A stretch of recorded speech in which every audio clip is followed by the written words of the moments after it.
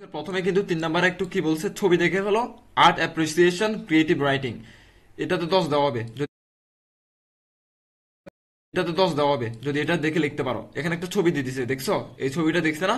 দেওয়ার পরে এখানে কি লিখছে, উপরের ছবি দেখে যা মনে হচ্ছে তা নিজের ভাষায় লেখো। তুমি এই ছবিটা দেখে তুমি যদি কিছু বুঝো, তুমি যদি কিছু লিখতে পারো, তোমাকে 10 দেওয়া হবে। খুবই একটা ভালো মার্ক। চলো আমরা উত্তরটা দেখে নিই। এই দেখো, এটা একটা গাইডে, লেকচার গাইড যেটা আছে ওটাতে উত্তরটা দেওয়া আছে কিন্তু এখানে। এটা আমরা বের করছি উত্তরটা। এখানে কিন্তু উত্তরটা দেওয়া আছে, দেখো ছবি দেখে বলছে লিখো। এবার উত্তরটা আমি তোমাদেরকে দেখে দিচ্ছি, উত্তরটা হচ্ছে এখানে দেওয়া আছে। তো একটা কথা বলে নি, লেকচার গাইডটা যাদের লাগবে তারা কি করবো, আমি যে ফেসবুক পেজের কথা বলছি না শুরুতে, ফেসবুক পেজে গিয়ে সবাই লাইক দিবা আগে অবশ্যই। লাইক দেওয়ার পরে দেন মেসেজ দিবা। মেসেজ দিলে আমি তোমাদেরকে লেকচার গাইডটা সম্পূর্ণ ফ্রিতে দিয়ে দিব।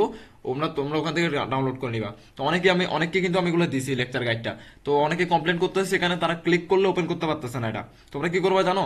তোমরা আমি যে গাইডটা দিব ওটা লিঙ্কে ওখানে কপি করবা, লিঙ্কটা চাপ দিয়ে কপি করবো। কপি করে ক্রোম ব্রাউজার যেটা আছে তোমাদের মোবাইলে, ওই ক্রোম ব্রাউজারে গিয়ে ওই এটা পেস্ট করে দিবা।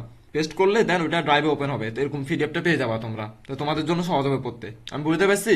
তো তোমরা ওইটা ওখানে লাইক দিয়ে মেসেজ দিবা, আমি দিয়ে দিব। উত্তরটা দেখে নাও, উত্তরটা এখান থেকে শুরু করে এতটুকু।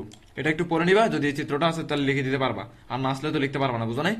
এবার আমরা চলে যাব তোমাদের রচনামূলক প্রশ্নে। রচনামূলক প্রশ্নে